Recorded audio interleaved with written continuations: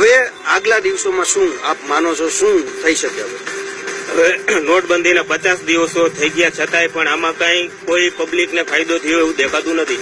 અને આ સમસ્યા નાના માણસોને એટલી બધી સમસ્યા પડી છે કે બેંકની અંદર અમે જોવા જઈએ તો ઘણી વખત એવું જોવા મળે છે કે ઘણા લોકોને સ્લીપ ભરતા પણ નથી આવડતું. નાના માણસોને જેને 2-5 હજાર રૂપિયાનો વહીવટ કરતા હોય એ લોકોને 2000 રૂપિયા લેવા માટે લાઈનમાં ઉભું રહેવું પડે, અને એ 2000 રૂપિયાનો વહીવટ કરે ત્યાં 2000 પતી ગયો હોય અને પાછું ત્યાં ઉભું રહેવું પડે. એટલે ખરેખર આ નાના માણસોને બહુ તકલીફ છે.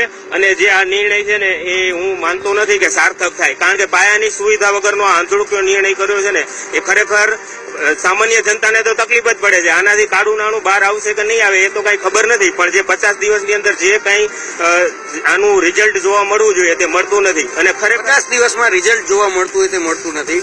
આપ એઝ અ સિનિયર સિટીઝન શું માનો?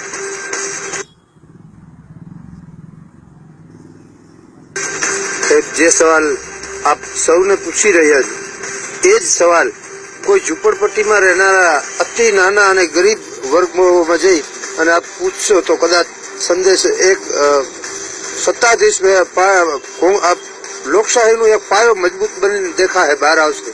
આપે જયારે મને પૂછ્યું જ છે ત્યારે મારે એટલું જ કહેવું કે આપણા વડાપ્રધાન પરીક્ષામાં ઇતિહાસમાં ફેલ થયેલા છે અને હવે વિટનેસ એવિડન્સ મારી પાસે છે.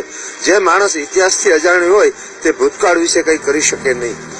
આ હતા સૌરાષ્ટ્રવાસીઓ કે જેમનું કહેવું છે કે નોટબંધીના 50 દિવસ પૂર્ણ થયા છે ત્યારે હજી પણ લોકોને ઘણી મુશ્કેલીનો સામનો વેઠવો પડી રહ્યો છે. ત્યારે અન્ય શહેરોના પણ જે લોકોની શું માંગ છે, લોકોનું શું કહેવું છે તે જાણીશું. જોતા રહો સંદેશ ન્યૂઝ.